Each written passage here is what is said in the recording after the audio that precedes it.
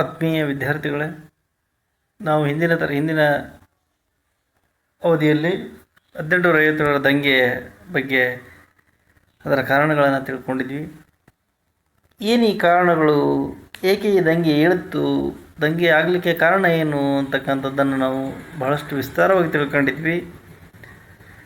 ದಂಗೆಗೆ ನೋಡಿ, ರಾಜಕೀಯ ಕಾರಣ ಇರ್ಬೋದು, ಆಡಳಿತಾತ್ಮಕ ಕಾರಣ ಇರ್ಬೋದು, ಮತ್ತು ಸಾಮಾಜಿಕ ಇರ್ಬೋದು, ಆರ್ಥಿಕ ಇರ್ಬೋದು, ಇದ್ರ ಜೊತೆಗೆ ತತ್ಕ್ಷಣದ ಕಾರಣ ಅಂತಲೂ ಬರುತ್ತೆ.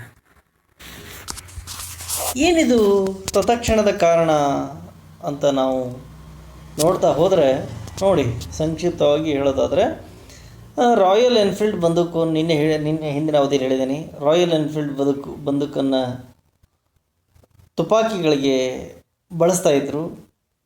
ರಾಯಲ್ ಎನ್ಫೀಲ್ಡ್ ಎಂಬ ಬಂದೂಕು ಮತ್ತು ತುಪಾಕಿಗಳಿಗೆ, ಅದಕ್ಕೆ ರಾಯಲ್ ಎನ್ಫೀಲ್ಡ್ ಬಂದೂಕುಗಳಿಗೆ ಬಳಸ್ತಕ್ಕಂಥ ತುಪಾಕಿಗಳು, ಇವುಗಳನ್ನು ಏನು ಮಾಡಿದರು ಅಂದರೆ ರಾಯಲ್ ಎನ್ಫೀಲ್ಡ್ ಬಂದೂಕುಗಳಿಗೆ ಹಾಕಬೇಕಾದ್ರೆ ಹಲ್ಲಿನಿಂದ ಕಚ್ಚಿ ಹಲ್ಲಿನಿಂದ ಕಚ್ಚಿ ತೆಗೆದು ಅದನ್ನು ಹಾಕಬೇಕಾಗಿತ್ತು. ಇಂಥ ಸಂದಿಗ್ಧ ಸ್ಥಿತಿಯಲ್ಲಿ ಧಾರ್ಮಿಕವಾಗಿ ಬಹಳಷ್ಟು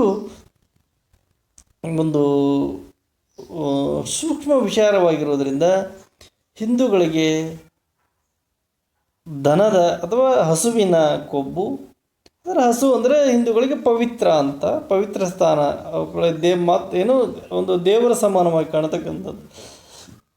ಅದೇ ರೀತಿ ಹಂದಿ ಅಂತಕ್ಕಂಥದ್ದು ಅವ್ರಿಗೆ ಬಹಳಷ್ಟು ವಿರೋಧ ಮುಸ್ಲಿಮರಿಗೆ. ಹಾಗಾಗಿ ಅದರ ಹಂದಿಯ ಕೊಬ್ಬಿನಿಂದ, ಹಸುವಿನ ಕೊಬ್ಬಿನಿಂದ ತುಪಾಕಿಗಳಿಗೆ ಅದನ್ನು ಕೊಬ್ಬನ್ನು ಸವರಿದ್ದಾರೆ ಅಂತಕ್ಕಂಥ, ಜಿಡ್ಡು ಇರುತ್ತೆ, ಅದನ್ನು ಸವರಿದ್ದಾರೆ ಅಂತಕ್ಕಂಥ ವದಂತಿ ಹಬ್ಬಿದಾಗ ಸೈನಿಕರಿಗೆ ನಂಬಲಿಕ್ಕೆ ಅಸಾಧ್ಯ. ಆವಾಗ ಈ ಹಬ್ಬಿದ ನಂತರ ಅವ್ರಿಗೊಂದು ರೀತಿಯಲ್ಲಿ ಏನಾಯಿತು, ಬ್ರಿಟಿಷರ ಮೇಲೆ ಯಾಕೆ ಇಂಥ ಕೆಲಸ ಮಾಡಿದ್ರು ಬ್ರಿಟಿಷರು ಅಂದರೆ, ನಮಗೆ ತೊಂದರೆ ಮಾಡಬೇಕು ಅನ್ನೋ ಉದ್ದೇಶ ಇಟ್ಕೊಂಡೇ ಇವರು ಬ್ರಿಟಿಷರು ಏನು ಮಾಡಿದರೆ ಈ ಥರ ಮಾಡಿದ್ದಾರೆ, ಯಾವ ಅಧಿಕಾರಿ ಈ ಥರ ಮಾಡಿದ್ದಾನೆ ಅಂತಕ್ಕಂಥ ಸುದ್ದಿ ಎಲ್ಲ ಸೈನಿಕರಿಗೆ ಏನಾಯಿತು, ಹರಡಿತು. ಹೀಗೆ ಹರಡಿದಾಗ ನೋಡಿ ಇಲ್ಲಿ ಕಾಣುತ್ತಲ್ಲ, ಈ ರೀತಿ ಹಿಂದೂಗಳಿಗೆ ಹಸು ಅಂದರೆ ಪವಿತ್ರ, ಹಂದಿ ಅಂದರೆ ಮುಸ್ಲಿಮ್ ನಿಷಿದ್ಧ ಅಂತೇಳಿ. ಈ ಚಿತ್ರದಲ್ಲಿ ನೋಡಿ, ಇದು ದಂಗೆ ಮೀರತ್ ದೆಹಲಿ ಯಾವ ರೀತಿ ದಂಗೆ ಹರಡಿತು ಅಂತಕ್ಕಂಥದ್ದು ನಾವು ಹೇಳ್ತಾ ಇದ್ದೀನಿ. ಚಿತ್ರದಲ್ಲಿ ನೋಡ್ತಾ ಇದ್ದೀರಿ ವಿದ್ಯಾರ್ಥಿಗಳೇ. ನೋಡಿ, ಈ ಥರ ಹಲ್ಲಿನಿಂದ ಕಚ್ಚಬೇಕಾಗಿತ್ತು. ಕಚ್ಚಿ ಅದನ್ನು ಉಪಯೋಗಿಸುವಂತೆ ಆದೇಶ ಕೊಟ್ಟ ಬ್ರಿಟಿಷ್ ಅಧಿಕಾರಿ. ಆವಾಗ ಬ್ರಿಟಿಷ್ ಅಧಿಕಾರಿಯ ವಿರುದ್ಧ ಸೈನಿಕರೆಲ್ಲ ಬಂಡೇಳ್ತಾರೆ. ಹೀಗೆ ಬಂಡೆದ್ದಾಗ ಮೊದಲ ಬಾರಿಗೆ ಮಂಗಲ್ ಪಾಂಡೆ ಅಂತಕ್ಕಂಥವನ ಹೆಸರು ನೆನಪಿಗೆ ಬರುತ್ತೆ. ಮಂಗಲ್ ಪಾಂಡೆ ಸಾಮಾನ್ಯನಾಗಿರ್ತಕ್ಕಂಥ ಸೈನಿಕ. ಬ್ರಿಟಿಷ್ ಸೈನ್ಯದ ಅಧಿಕಾರಿಯೊಬ್ಬನನ್ನು ಕೊಂದ. ಇದರ ಪರಿಣಾಮವಾಗಿ ಮಂಗಲ್ ಪಾಂಡೆಯನ್ನು ಬಂಧಿಸಿ ವಿಚಾರಣೆಗೊಳಪಡಿಸ್ತಾರೆ. ಆತನನ್ನು ಮುಂದೆ ಗಲ್ಲಿಗೇರಿಸ್ತಾರೆ. ಇದು ನೋಡಿ ದಂಗೆ ಹರಡುವಿಕೆಯ ಒಂದು ಚಿತ್ರಣವನ್ನು. ಮೀರತ್, ಇದು ನೀವು ಚಿತ್ರದಲ್ಲಿ ನೋಡ್ತಾ ಇದ್ದೀರಿ. ಎಲ್ಲಿದು? ಮೀರತ್ ಅಂತೇಳಿ. ಮೀರತ್ನಲ್ಲಿ ಯಾವ ರೀತಿ ದಂಗೆ ಹರಡ್ತು ಅಂತಕ್ಕಂಥದ್ದು. ಮೀರತ್ನಲ್ಲಿಯೂ ಕೂಡ ಇಂಗ್ಲೀಷರು ಭಾರತೀಯ ಸೈನಿಕರಿಗೆ ತುಪಾಕಿಗಳನ್ನು ಬಳಸಲು ಆದೇಶಿಸಿದಾಗ ಭಾರತೀಯ ಸೈನಿಕರು ಇದನ್ನು ನಿರಾಕರಿಸಿಬಿಡ್ತಾರೆ. ಯಾವಾಗ ಭಾರತೀಯ ಸೈನಿಕರು ನಿರಾಕರಿಸಿದರೋ ಅಲ್ಲಿಂದ ಪ್ರಾರಂಭಗೊಳ್ತು ಸಿಪಾಯಿಗಳ ಮತ್ತು ದಂಗೆ. ಆಗ ಸಿಪಾಯಿಗಳನ್ನು ಬಂಧಿಸ್ತಾರೆ. ಪರಿಣಾಮವಾಗಿ ಸೈನಿಕರ ಸೆರೆಮನೆಗೆ ನುಗ್ಗಿ ಈಗಾಗಲೇ ಬಂಧಿತರಾಗಿದ್ದ ಭಾರತೀಯ ಸಿಪಾಯಿಗಳನ್ನು ಬಿಡುಗಡೆಗೊಳಿಸ್ಬಿಟ್ಟು ಯಾವಾಗ ಸೈನಿಕರನ್ನು ಬಂಧಿಸಲಿಕ್ಕೆ ಪ್ರಾರಂಭ ಮಾಡಿದರೋ ಆ ಸಂದರ್ಭದಲ್ಲಿ ಅನೇಕ ಜನ ಸೈನಿಕರು ಬ್ರಿಟಿಷ್ ಅಧಿಕಾರಿಗಳ ವಿರುದ್ಧ ದಂಗೆ ಎದ್ದು ಈಗಾಗಲೇ ಬಂಧನದಲ್ಲಿ ಇರ್ತಕ್ಕಂಥ ಸೈನಿಕರನ್ನು ಬಿಡುಗಡೆಗೊಳಿಸ್ತಾರೆ. ಅವರನ್ನು ಸಹ ತಮ್ಮ ಜೊತೆಗೆ ದಂಗೆ ಏಳಲಿಕ್ಕೆ ಪ್ರೇರೇಪಣೆಯನ್ನು ಆ ಸಂದರ್ಭದಲ್ಲಿ ಸಿಪಾಯಿಗಳು ನೀಡ್ತಾರೆ ಅಂಥೇಳಿ ಅಲ್ಲಿಂದ ದಂಗೆ ದೆಹಲಿಗೆ ಹೋಗುತ್ತೆ. ದೆಹಲಿಯಲ್ಲಿನ ಎರಡನೇ ಬಹದ್ದೂರ್ ಶಾ ಮೊಘಲ್ ಚಕ್ರವರ್ತಿಯರು ದೆಹಲಿಯ ನಾಯಕ ಎರಡನೇ ಬಹದ್ದೂರ್ ಶಾ ಏನು ಮಾಡೋದು ಅಂದರೆ ರಾಜ ಅಂತೇಳಿ ಅವನನ್ನು ತೀರ್ಮಾನ ಮಾಡಿ ಅವನ ಚಕ್ರವರ್ತಿ ಅಂತೇಳಿ ಸಿಪಾಯಿಗಳು ತೀರ್ಮಾನ ಮಾಡ್ತಾರೆ. ಈ ರೀತಿಯಾಗಿ ದೆಹಲಿ ಕೆಂಪುಕೋಟೆಯವರೆಗೂ ಏನು ಮಾಡಿದರು ಅಂದರೆ ದಾಳಿಯನ್ನು ಮುಂದುವರಿಸ್ತಾರೆ. ಹಲವಾರು ಭಾಗಗಳಿಂದ ಪ್ರತಿಭಟನಾ ನಿರತ ಸಿಪಾಯಿಗಳು ದೆಹಲಿಗೆ ತಲುಪಿದರೂ ಇದರಿಂದಾಗಿ ಪ್ರತಿಭಟನೆಯ ಕಾವು ಮತ್ತಷ್ಟು ತೀವ್ರ ಸ್ವರೂಪವನ್ನು ಪಡೆದುಕೊಳ್ಳುತ್ತೆ. ಜೊತೆಗೆ ದಂಗೆ ಹರಡುವಿಕೆಯಿಂದ ಕಾನ್ಪುರದವರೆಗೆ ಹೋಗುತ್ತೆ. ಕಾನ್ಪುರದ ನಾಯಕ ನಾನಾ ಸಾಹೇಬ್ ಏನು ಮಾಡ್ತಾನೆ, ನಾನಾ ತಾನೇ ಪೇಶ್ವೆ ಅಂತ ಘೋಷಿಸಿಕೊಂಡು ಬ್ರಿಟಿಷ್ ವಿರುದ್ಧ ಸಿಡಿದಿಳ್ತಾನೆ. ಈತನಿಗೆ ತ್ಯಾತೆ ಟೋಪೆ ಅಂತಕ್ಕಂಥವನು ಸಹಾಯಕನಾಗ್ತಾನೆ. ಆದರೆ ಕಾನ್ಪುರಲ್ಲಿ ನಾನಾ ಸಾಹೇಬ್ನ ಕಡೆಯಿಂದ ಗೆಲ್ಲಲಿಕ್ಕೆ ಆಗಲ್ಲ. ತ್ಯಾತೆ ಟೋಪೆ ಅಲ್ಲಿಂದ ಕಾಲ್ಕಿತ್ತ. ದಂಗೆ ಲಕ್ನೋಗೆ ಬರುತ್ತೆ. ಬೇಗಂ ಹಜರತ್ ಮಹಲ್ ಅಂತಕ್ಕಂಥವ್ರು ಇರ್ತಾಳೆ. ಪ್ರತಿಭಟನೆ ಕಾವು ಲಕ್ನೋವಿನಲ್ಲಿ ಉಂಟಾಯಿತು. ಆದರೆ ಅಂತಿಮವಾಗಿ ಲಕ್ನೋ ಇಂಗ್ಲೀಷರ ವಶ ಆಯಿತು ಅಂತೇಳಿ. ಅಂತಿಮವಾಗಿ ಮತ್ತೆ ಎಲ್ಲಿ ಬರುತ್ತೆ ಅಂದರೆ ನೋಡಿ, ಝಾನ್ಸಿಗೆ ಬರುತ್ತೆ. ಝಾನ್ಸಿಯಲ್ಲಿರ್ತಕ್ಕಂಥ ರಾಣಿ ಲಕ್ಷ್ಮೀಬಾಯಿ ಏನು ಮಾಡಿದ್ಲು ಅಂದರೆ ಬಹಳಷ್ಟು ವೀರಾವೇಶದಿಂದ ಹೋರಾಡಿರ್ತಕ್ಕಂಥ ನಾಯಕಿ. ಇವಳು ಸಹ ಹೋರಾಡಿ ಲಕ್ಷ್ಮೀಬಾಯಿ ಯಾಕೆ ಹೋರಾಡಿದ್ಲು ಅಂದರೆ ದತ್ತು ಮಕ್ಕಳಿಗೆ ಹಕ್ಕಿಲೆಂಬ ನೀತಿಯಿಂದ ಇವಳು ಸಹ ತನ್ನ ಸಾಮ್ರಾಜ್ಯವನ್ನು ಕಳೆದುಕೊಳ್ಳುವ ಭೀತಿಯಲ್ಲಿ ಇರ್ತಾಳೆ. ಹೇಗಾದರೂ ಬ್ರಿಟಿಷರ ವಿರುದ್ಧ ಹೋರಾಟ ಮಾಡಲೇಬೇಕು ಅಂತಕ್ಕಂಥ ತೀರ್ಮಾನಕ್ಕೆ ಬಂದಾಗ ಲಕ್ಷ್ಮೀಬಾಯಿ ಇಂಗ್ಲೀಷರ ವಿರುದ್ಧ ಗ್ವಾಲಿಯರನ್ನು ಏನು ಮಾಡಿದ್ಲು, ವಶಪಡಿಸಿಕೊಳ್ತಾಳೆ ಅಂಥೇಳಿ. ಆವಾಗ ಕಾನ್ಪುರ್ ಬ್ರಿಟಿಷರು ವಶವಾದ ನಂತರ ತ್ಯಾತೆ ಟೋಪೆಯು ಝಾನ್ಸಿ ರಾಣಿಯ ಸಹಾಯಕ್ಕೆ ಬರ್ತಾನೆ. ಝಾನ್ಸಿ ರಾಣಿಯ ಸಹಾಯಕ್ಕೆ ಬಂದಾಗ ಮತ್ತೊಮ್ಮೆ ಬ್ರಿಟಿಷರ ವಿರುದ್ಧ ನಡೆದ ಹೋರಾಟದಲ್ಲಿ ಶೌರ್ಯದಿಂದ ಹೋರಾಡಿ ಏನು ಮಾಡಿದ್ಲು, ವೀರ ಮರಣವನ್ನು ಹೊಂದಿರತಕ್ಕಂಥ ಮಹಾನ್ ನಾಯಕಿ. ಹೀಗಾಗಿ ಭಾರತದಲ್ಲಿ ಏನಾಗಲಿಲ್ಲ ಅಂದರೆ ದಂಗೆ ಯಶಸ್ಸನ್ನು ಕಾಣಲಿಲ್ಲ. ಈಗ ಭಾರತದಲ್ಲಿ ದಂಗೆ ಯಾಕೆ ಯಶಸ್ಸನ್ನು ಕಾಣಲಿಲ್ಲ, ಭಾರತದಲ್ಲಿ ದಂಗೆ ಯಶಸ್ಸನ್ನು ಏಕೆ ಕಾಣಲಿಲ್ಲ ಅಂತಂದಾಗ ಅದಕ್ಕೆ ಅನೇಕ ಕಾರಣಗಳಿದ್ದಾವೆ. ಒಂದಲ್ಲ ಎರಡಲ್ಲ, ಮತ್ತು ಅದಕ್ಕೇನೆಂದರೆ ಬಹಳಷ್ಟು ಕಾರಣಗಳಿದ್ದಾವೆ. ಆ ಕಾರಣಗಳು ಏನು ಅಂತ ನಾವು ನೋಡ್ತಾ ಹೊಂಟ್ರೆ ದಂಗೆ ಇಡೀ ಭಾರತವನ್ನು ವ್ಯಾಪಿಸಿರಲಿಲ್ಲ. ನೋಡಿ, ದಂಗೆ ಏನಾಗಿತ್ತಂದ್ರೆ ಇಡೀ ಭಾರತವನ್ನು ವ್ಯಾಪಿಸಿರಲಿಲ್ಲ.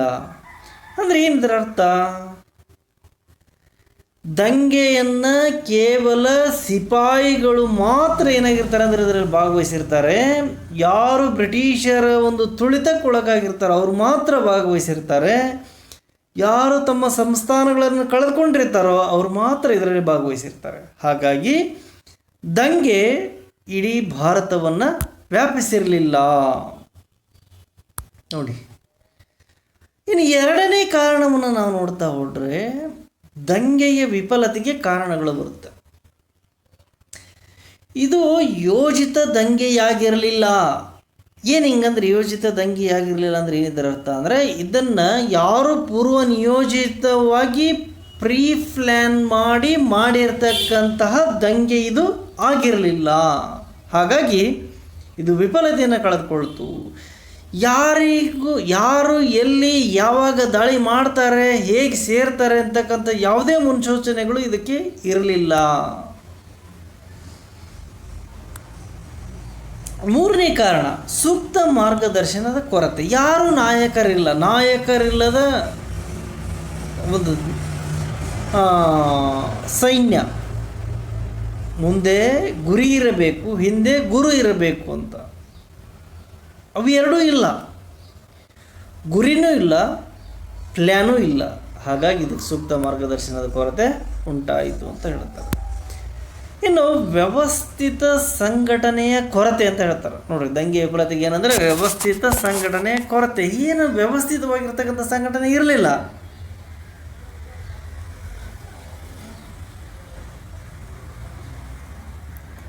ವ್ಯವಸ್ಥಿತ ಸಂಘಟನೆ ಕೊರತೆ ಅಂದರೆ ಏನು ಹೇಳಿ. ವ್ಯವಸ್ಥಿತ ಸಂಘಟನೆಯ ಕೊರತೆ ಅಂದರೆ ಅಂದರೆ ಇವತ್ತು ನಾವು ಈ ಪ್ರದೇಶದ ಮೇಲೆ ದಾಳಿ ಮಾಡಬೇಕು, ಹಾಗಾದ್ರೆ ಹೇಗೆ ಮಾಡಬೇಕು, ಎಷ್ಟು ಸೈನಿಕರನ್ನು ತೆಗೆದುಕೊಂಡು ದಾಳಿ ಮಾಡಬೇಕು, ಯಾವ ಭಾಗದಿಂದ ಬಂದು ನಾವು ಅದನ್ನು ದಾಳಿ ಮಾಡಿದರೆ ನಾವು ಅದರಲ್ಲಿ ಗೆಲ್ಲಲಿಕ್ಕೆ ಸಾಧ್ಯ, ಹೇಗೆ ಅವ್ರನ್ನ ಎದುರಿಸಬೇಕು ಅಂತಕ್ಕಂಥದ್ದು ವ್ಯವಸ್ಥಿತ ಅಂದರೆ ವ್ಯವಸ್ಥಿತ ಸಂಘಟನೆಯ ಕೊರತೆ ಇತ್ತು ಅಂತ.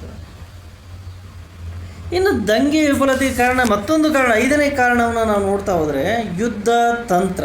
ಒಂದು ಏನೋ ಯುದ್ಧ ತಂತ್ರ ಗೊತ್ತಿಲ್ಲ, ಸೈನಿಕ ಪರಿಣಿತಿ ಇಲ್ಲ, ಸೂಕ್ತ ಸೇನಾ ನಾಯಕತ್ವ ಇಲ್ಲ, ಮೇಲಾಗಿ ಶಿಸ್ತಿಲ್ಲ.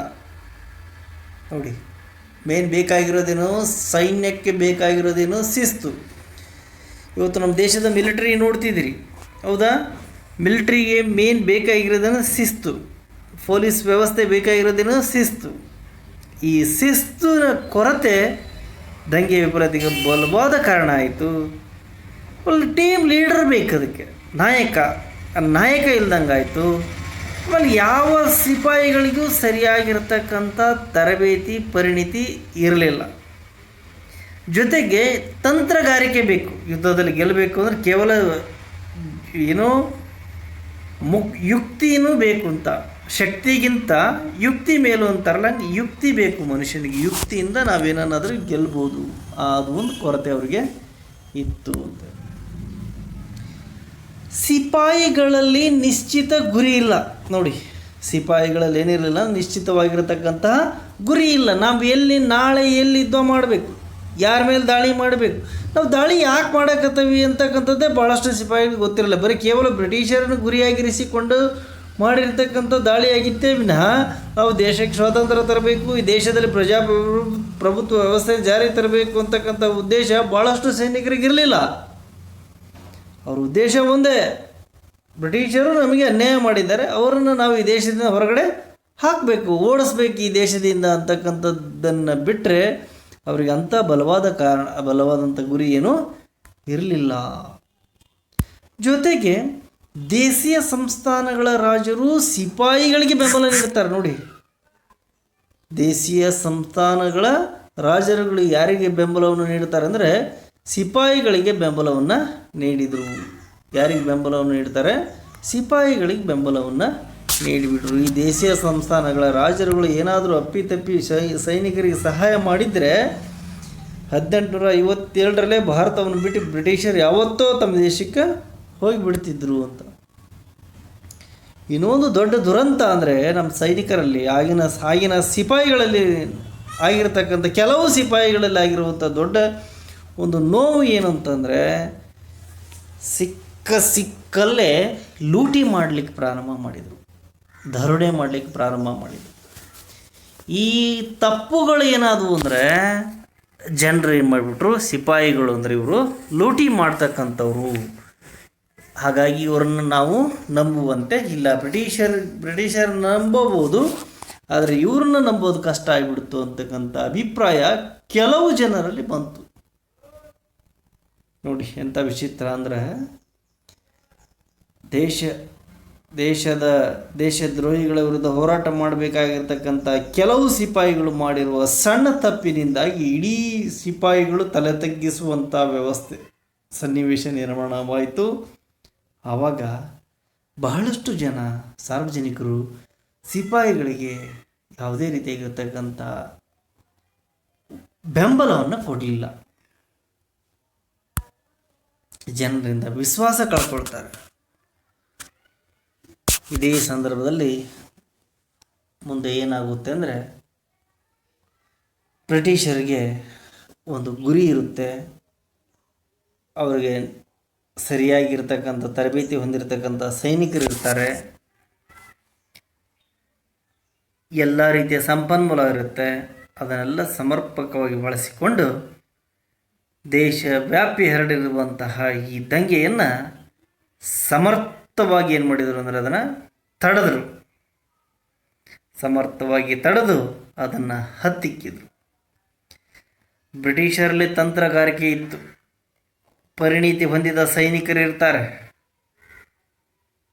ಇವರೆಲ್ಲ ಆಮೇಲೆ ಅಂಚೆ ಪತ್ರವನ್ನು ಆಮೇಲೆ ತಂತಿಯನ್ನು ಬಳಸ್ತಾರೆ, ಟೆಲಿಗ್ರಾಮ್ ವ್ಯವಸ್ಥೆಯನ್ನು, ರೈಲ್ವೆ ಸಾರಿಗೆ ಇತ್ತು, ಎಲ್ಲಿ ಬೇಕೋ ಅಲ್ಲಿ ಸೈನಿಕರನ್ನು ವರ್ಗಾವಣೆ ಮಾಡತಕ್ಕಂಥದ್ದು. ದಂಗೆಯನ್ನು ಹತೋಟಿಗೆ ತರಲಿಕ್ಕೆ ಸ್ಥಳೀಯ ರಾಜರನ್ನು ತಮ್ಮ ವಶಕ್ಕೆ ತೆಗೆದುಕೊಂಡು ಅವರ ಸಹಕಾರವನ್ನು ಪಡೆದುಕೊಂಡು ಬುಡಮಟ್ಟ ಅಂದ್ರೆ ಎಲ್ಲೆಲ್ಲಿ ದಂಗೆಗಳಾಗ್ತಾ ಇತ್ತು ಅಲ್ಲೆಲ್ಲಿ ಎಲ್ಲವನ್ನು ಹತ್ತಿಕ್ಕಲಿಕ್ಕೆ ಪ್ರಯತ್ನವನ್ನು ಮಾಡಿದರು. ಅದರಲ್ಲಿ ಯಶಸ್ಸನ್ನು ಪಡೆದರು ಇಂಗ್ಲೀಷರು. ಇದೆಲ್ಲ ಆದಮೇಲೆ ದಂಗೆ ಸಂಪೂರ್ಣವಾಗಿ ಏನಾಯಿತು ಅಂದರೆ ಅವನತಿಯನ್ನು ಹೊಂತು ದಂಗೆ ಎಲ್ಲೂ ಸಹ ದಂಗೆ ಆಗದ ರೀತಿಯಲ್ಲಿ ಬ್ರಿಟಿಷರು ನೋಡಿಕೊಂಡ್ರು. ಮುಂದೆ ಏನಾಗುತ್ತೆ ಅಂತಂದರೆ ನೋಡಿ, ಈ ದಂಗೆ ಒಂದು ಸರಿ ಆಯ್ತಾ, ಇನ್ನು ಮುಂದೆ ದಂಗೆ ಆಗಬಾರ್ದು ಅಂತಕ್ಕಂಥ ಮನೋಭಾವ ಬ್ರಿಟಿಷರಿಗೆ ಬಂತು. ಆವಾಗ ಅವ್ರೇನು ಮಾಡಿದರು, ದಂಗೆ ಪರಿಣಾಮದೊಳಗೆ ಇಲ್ಲಿ ಈಸ್ಟ್ ಇಂಡಿಯಾ ಕಂಪ್ನಿ 1600 ಭಾರತದಲ್ಲಿತ್ತು. ಯಾವುದು? East India company. East India company 1600 ಭಾರತದಲ್ಲಿ 1857 ತನ್ನ ಆಡಳಿತವನ್ನು ಮಾಡುತ್ತೆ. ಈ ಈಸ್ಟ್ ಇಂಡಿಯಾ ಕಂಪನಿಯ ಕೆಲವು ಅಧಿಕಾರಿಗಳ ಒಂದು ದುರ್ವರ್ತನೆಯಿಂದಾಗಿ ಇವತ್ತು 1857 ದಂಗೆ ಪ್ರಾರಂಭಗೊಳ್ತು ಅಂತ ಹೇಳ್ಬೋದು. ಹಾಗಾಗಿ ಮುಂದೆ ಇಂಥ ಯುದ್ಧಗಳು ನಡೀಬಾರ್ದು. ಅದಕ್ಕೆ ನಾವೇನು ಮಾಡಬೇಕು ಅಂದರೆ ಆಡಳಿತವನ್ನು ನೇರವಾಗಿ ನಾವೇ ಮಾಡಬೇಕು ಅಂತೇಳಿ ಇಂಗ್ಲೆಂಡಿನ ಸರ್ಕಾರ ತೀರ್ಮಾನ ಮಾಡ್ತು. ಈಸ್ಟ್ ಇಂಡಿಯಾ ಕಂಪನಿಯ ಆಡಳಿತವನ್ನು ಏನು ಮಾಡ್ತು? ಅಂತ್ಯಗೊಳಿಸ್ತು. ಹಾಗಾದ್ರೆ ಮುಂದೆ ಯಾರು ಮಾಡಿದರು ಆಡಳಿತವನ್ನು ಅಂದರೆ ನೇರವಾಗಿ ಬ್ರಿಟನ್ ಸಾಮ್ರಾಜ್ಞಿಗೆ ಆಡಳಿತವನ್ನು ವರ್ಗಾವಣೆ ಮಾಡಿದರು. ಬ್ರಿಟನ್ ಸಾಮ್ರಾಜ್ಞಿಗೆ ಭಾರತದ ಆಡಳಿತವನ್ನು ವರ್ಗಾವಣೆ ಮಾಡಿಬಿಟ್ರು. ಆವಾಗ ಭಾರತ ಆಡಳಿತ ಇನ್ನೇನಿದ್ರು ಇಂಗ್ಲೆಂಡ್ ರಾಣಿಯ ಒಂದು ಆದೇಶದಂತೆಯೇ ಭಾರತದಲ್ಲಿ ಆಡಳಿತ ನಡಿಬೇಕು ಅಂತ. ಇನ್ನು 1858ರಲ್ಲಿ ಬ್ರಿಟನ್ ರಾಣಿಯು ಘೋಷಣೆ ಹೊರಡಿಸ್ತಾಳೆ ಭಾರತೀಯರಿಗೆ. ಏನಂತ ಘೋಷಣೆ ಹೊರಡಿಸ್ತಾಳೆ ಅಂದರೆ ನೋಡಿ, ಭಾರತೀಯರಿಗೆ ಸುಭದ್ರ ಸರ್ಕಾರದ ಭರವಸೆಯನ್ನು ನೀಡಿಬಿಟ್ಟು, ನಿಮಗೆ ಸುಭದ್ರವಾಗಿರ್ತಕ್ಕಂಥ ಯಾವುದೇ ರೀತಿಯಾಗಿರ್ತಕ್ಕಂಥ ಭಯದ ವಾತಾವರಣ ಇಲ್ಲ, ನಿಮ್ಮ ಮೇಲೆ ಯಾವುದೇ ರೀತಿಯಾಗಿರ್ತಕ್ಕಂಥ ದೌರ್ಜನ್ಯಗಳಿಲ್ಲ, ನಿಮಗೊಂದು ಸುವ್ಯವಸ್ಥಿತವಾಗಿರ್ತಕ್ಕಂತಹ ಸುಭದ್ರವಾಗಿರ್ತಕ್ಕಂತಹ ಒಂದು ಆಡಳಿತವನ್ನು ನಾವು ಕೊಡ್ತೇವೆ ನಿಮಗೆ ಅಂತ ಬ್ರಿಟನ್ ರಾಣಿ ಒಂದು ಆದೇಶವನ್ನು ಹೊರಡಿಸಿದ್ಲು. ಹಾಗಾಗಿ ಭಾರತೀಯರು ಸ್ವಲ್ಪ ಮಟ್ಟಿಗೆ ಏನಾದರೂ ಅಂದರೆ ಸಂತಸ ಆಯಿತು. ಬ್ರಿಟಿಷರು ತಮ್ಮ ಪ್ರಾದೇಶಿಕ ವಿಸ್ತರಣೆಯನ್ನು ಕೈಬಿಟ್ರು. ನೋಡಿ, ಪ್ರಾದೇಶಿಕ ವಿಸ್ತರಣೆಯನ್ನು ಯಾಕೆ ಕೈಬಿಟ್ರು? ಏನು ಹಿಂಗೆ ಪ್ರಾದೇಶಿಕ ವಿಸ್ತರಣೆ ಅಂದರೆ ಏನು? ನಿಮಗೆ ಗೊತ್ತಿರ್ಬೋದು, ಝಾನ್ಸಿ ರಾಣಿ, ಸತಾರ ಮತ್ತು ಉದಯ್ಪುರ ಇವೆಲ್ಲ ಏನು, ಇವ್ಯಾಕೆ ಹೆಸರಿಗೆ ಬಂದವು? ಇವರೆಲ್ಲ 1857 ದಂಗೆಯಲ್ಲಿ ಯಾಕೆ ಪಾಲ್ಗೊಂಡ್ರು ಅಂದರೆ, ಇವರು ಮಕ್ಕಳಿಲ್ಲದ ಕಾರಣ ತಮ್ಮ ಸಂಸ್ಥಾನವು ಏನಾಗಿತ್ತು, ಬ್ರಿಟಿಷರಿಗೆ ಸೇರಿತ್ತು. ಇದಕ್ಕೆ ಕಾರಣ ಏನು? ಡಾಲ್ಹೌಸಿ ದತ್ತು ಮಕ್ಕಳಿಗೆ ಹಕ್ಕಿಲ್ಲ ಎಂಬ ನೀತಿಯನ್ನು ತಂದದ್ದರಿಂದ ಇವ್ರಿಗೆ ಮಕ್ಕಳಿಲ್ಲದೆ ಇರೋದ್ರಿಂದ ಇವರ ಸಾಮ್ರಾಜ್ಯ ಎಲ್ಲ ಬ್ರಿಟಿಷರ ಅಧೀನಕ್ಕೆ ಹೋಗಿಬಿಡುತ್ತು. ಆವಾಗ ಇವರೆಲ್ಲ ಬ್ರಿಟಿಷರ ವಿರುದ್ಧ ದಂಗೆ ಇದ್ದರು. ಹಾಗಾಗಿ ಬ್ರಿಟಿಷ್ ಸಾಮ್ರಾಜ್ಞಿ ಏನು ವಿಚಾರ ಮಾಡಿದ್ಲು ಅಂದರೆ, ಈ ಆಜ್ಞೆ ಏನಾಯಿತು ಅಂದರೆ ಭಾರತೀಯರಿಗೆ ನಮ್ಮ ವಿರುದ್ಧ ಮತ್ತಷ್ಟು ಸಂಖ್ಯೆ ಜಾಸ್ತಿ ಆಗೋದು ಬೇಡ, ಏನಾದರೂ ಆಗಲಿ ಪ್ರಾದೇಶಿಕವಾಗಿ ನಾವು ಸಾಮ್ರಾಜ್ಯವನ್ನು ವಿಸ್ತರಣೆ ಮಾಡೋದು ಬೇಡ, ಇರೋ ಸಾಮ್ರಾಜ್ಯವನ್ನು ಅಚ್ಚುಕಟ್ಟಾಗಿ ಯಾವುದೇ ಗೊಂದಲಗಳಿಲ್ಲದೆ ನಾವು ನಡೆಸ್ಕೊಂಡು ಹೋಗೋಣ ಅನ್ನೋ ತೀರ್ಮಾನಕ್ಕೆ ಯಾರು ಬರ್ತಾಳೆ ಅಂದರೆ ಬ್ರಿಟಿಷ್ ಸಾಮ್ರಾಜ್ಞಿ ಬಂದು. ಮತ್ತೊಂದು ವಿಚಾರ ಏನಪ್ಪ ಅಂದರೆ, ಆಗಲೇ ಹೇಳಿದರೆ ನಾನು ಹಂದಿಯ ಮತ್ತು ಹಸುವಿನ ಕೊಬ್ಬನ್ನು ಸವರಿದಂತಹ ತುಪಾಕಿಗಳನ್ನು ಬಾಯಲ್ಲಿ ಕಚ್ಚಿ ತೆಗೀಲಿಕ್ಕೆ ಆದೇಶ ಕೊಟ್ಟಿರ್ತಕ್ಕಂಥ ವಿಚಾರ ಬಂದು ತತ್ಕ್ಷಣದ ಕಾರಣದ ದಂಗೆಗೆ ಇದು ಬಲವಾದ ಕಾರಣ ಆಗಿತ್ತು. ಬ್ರಿಟಿಷರು ಸ್ವಲ್ಪ ಏನಾದರೂ ಅಂದರೆ ಸ್ವಲ್ಪ ಸೈನಿಕರ ಬಗ್ಗೆ ಸಹನೆಯನ್ನು ತೋರಿಸಿ ಸ್ವಲ್ಪ ಧಾರ್ಮಿಕ ವಿಷಯಗಳಲ್ಲಿ ಹಸ್ತಕ್ಷೇಪ ಮಾಡುವುದು ಬೇಡ ಅನ್ನೋ ತೀರ್ಮಾನಕ್ಕೆ ಯಾರು ಬಂದರು ಅಂದರೆ ಇಂಗ್ಲೀಷರು ಬಂದರು. ಹಾಗಾಗಿ ಭಾರತೀಯರ ಧಾರ್ಮಿಕ ವಿಷಯಗಳಲ್ಲಿ ಹಸ್ತಕ್ಷೇಪ ಮಾಡುವುದಿಲ್ಲವೆಂದು ಭರವಸೆಯನ್ನು ಕೊಟ್ಟರು. ಯಾರು ಕೊಟ್ಟರು ಅಂತಂದರೆ ಇಂಗ್ಲೆಂಡಿನ ರಾಣಿ ಕೊಟ್ಟಳು. ಈ ರೀತಿಯಾಗಿ ಭಾರತೀಯರ ಒಂದು ಮನಸ್ಸನ್ನು ಗೆಲ್ಲುವಂಥ ಪ್ರಯತ್ನವನ್ನು ಇಂಗ್ಲೆಂಡಿನ ರಾಣಿ ಮಾಡಿದ್ಲು ಅಂತೇಳಿ ಆತ್ಮೀಯ ವಿದ್ಯಾರ್ಥಿಗಳೇ, ನಿಮಗೆ ಗೊತ್ತಿರೋ ಹಾಗೆ ಭಾರತಕ್ಕೆ ಕೇವಲ ವ್ಯಾಪಾರಕ್ಕಾಗಿ ಬಂದಿರತಕ್ಕಂಥ ಇಂಗ್ಲೀಷರು ಏನೆಲ್ಲ ಸಾಧನೆಯನ್ನು ಭಾರತದಲ್ಲಿ ಮಾಡಿದರು. ಇದಕ್ಕೆಲ್ಲ ಕಾರಣ ಏನಪ್ಪ ಅಂತಂದರೆ ನಮ್ಮಲ್ಲಿರ್ತಕ್ಕಂಥ ಒಂದು ಅನಕ್ಷರತೆ ಮತ್ತು ಆರ್ಥಿಕವಾಗಿ ಹಿಂದುಳಿದಿರ್ತಕ್ಕಂಥ ಒಂದು ಸನ್ನಿವೇಶ, ಇವೆರಡೂ ಏನಾದವು ಅಂದರೆ ನಮ್ಮನ್ನು ಪರಕೀಯರ ಅಧೀನಕ್ಕೆ ತಳ್ಳಲ್ಪಟ್ಟವು. ನಮ್ಮಲ್ಲೇ ಜಗಳವನ್ನು ಹಚ್ಚಿ ತಾವು ಏನು ಮಾಡಿದರು, ಇಡೀ ಭಾರತ ದೇಶವನ್ನು ತಮ್ಮ ಸುಪರ್ದಿಗೆ ತೆಗೆದುಕೊಳ್ಳಲಿ ಯಶಸ್ವಿಯಾದರು. ಮುಂದೊಂದು ದಿನ ಏನಾಯಿತು ಅಂದರೆ, ಭಾರತೀಯರಿಗೆ ನೀಡಿರ್ತಕ್ಕಂಥ ಇಂಗ್ಲೀಷ್ ಶಿಕ್ಷಣ ಅಂದರೆ ಇಂಗ್ಲೀಷರಿಗೆ ನೀಡಲಿಕ್ಕೆ ಪ್ರಾರಂಭ ಮಾಡಿರೋದು ಇಂಗ್ಲೀಷ್ ಅಥವಾ ಅನಿವಾಸಿ ಭಾರತೀಯರಿಗೆ ಶಾಲೆಗಳನ್ನು ಪ್ರಾರಂಭ ಮಾಡಿದರು. ಅಲ್ಲಿ ಭಾರತೀಯರಿಗೂ ಅವಕಾಶವನ್ನು ಕೊಟ್ಟರು. ಇಂಗ್ಲೀಷ್ ಶಿಕ್ಷಣವನ್ನು ಮಾಧ್ಯಮವನ್ನಾಗಿ ಮಾಡಿದರು. ಇಂಗ್ಲೀಷ್ ಶಿಕ್ಷಣವನ್ನು ಮಾಧ್ಯಮವನ್ನಾಗಿ ಮಾಡಿ ಭಾರತೀಯರು ಸಹ ಇಂಗ್ಲೀಷ್ ಶಿಕ್ಷಣವನ್ನು ಕಲಿಯಲಿಕ್ಕೆ ಪ್ರೋತ್ಸಾಹವನ್ನು ನೀಡಿದ ಹಾಗೆ ಆಯಿತು.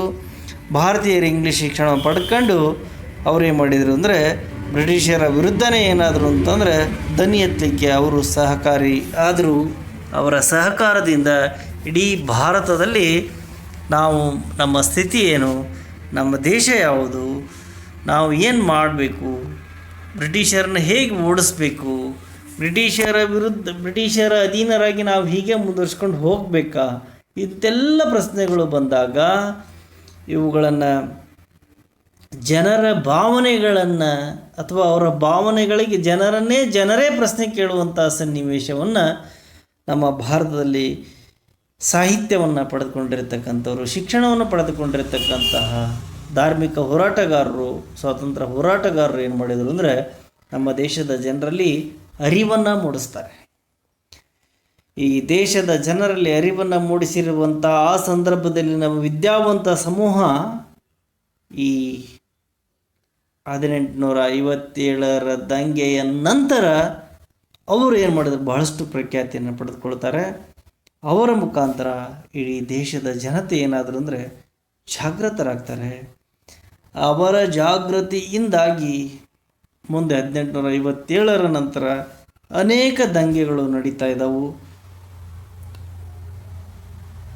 ಸ್ವಾತಂತ್ರ್ಯ ಹೋರಾಟ ಅಲ್ಲಿಂದ ಪ್ರಾರಂಭಗೊಳ್ಳುತ್ತೆ. ಅಲ್ಲಿಯವರೆಗೂ ಇಡೀ ದೇಶದಲ್ಲಿ ಮೊದಲ ಬಾರಿಗೆ ಏನಾದರೂ ಹೋರಾಟ ನಡೆದಿದ್ದರೆ ಅದು 1857ರ ದಂಗೆನಂತ ಹೇಳ್ಬೋದು. ಬ್ರಿಟಿಷ್ ಇತಿಹಾಸಕಾರರು ಏನೇ ಹೇಳಲಿ ಅದನ್ನು ಸಿಪಾಯಿ ದಂಗೆ ಅಂತಲೇ ಹೇಳಿ, 1857ರ ದಂಗೆ ಅಂತನಾದರೂ ಹೇಳಿ, ಆದರೆ ಭಾರತೀಯರಾಗಿರ್ತಕ್ಕಂಥ ನಾವು ಅದನ್ನು ಏನಂತ ಕರಿಬೇಕು ಅಂದರೆ 1857ರ ಪ್ರಥಮ ಸ್ವಾತಂತ್ರ್ಯ ಸಂಗ್ರಾಮ ಅಂತಲೇ ಅದನ್ನು ಕರಿಬೇಕು. ಆ 1857ರ ದಂಗೆಯ ಮೂಲಭೂತ ಕಾರಣ, ಅದರ ಮೊಟ್ಟ ಮೊದಲಿಗೆ ಪ್ರಾರಂಭ ಮಾಡಿರ್ತಕ್ಕಂಥ ಮಂಗಲ್ ಪಾಂಡ್ಯ ಅಂತಕ್ಕಂಥವನನ್ನು ನೆನೆಯಬೇಕು. ಅವನು ಹಚ್ಚಿದ ಕಿಚ್ಚು 1857ರ ದಂಗೆ ಬರಕ್ಪುರದಿಂದ ದೆಹಲಿವರೆಗೂ ಇಡೀ ದೇಶದಲ್ಲಿ ಅಂದರೆ ಸುಮಾರು 75 ಭಾಗದಷ್ಟು, ಇಡೀ ದೇಶದ 75% ಭಾಗಗಳಲ್ಲಿ ಈ ದಂಗೆ ಹರಡಿತು. ಇಡೀ ದೇಶದ ಜನತೆ ಅವತ್ತು ಜಾಗೃತರಾಗ್ತಾರೆ. ಅಲ್ಲಿಂದ ತೀರ್ಮಾನ ಮಾಡಿದರು, ನಾವು ಬ್ರಿಟಿಷರ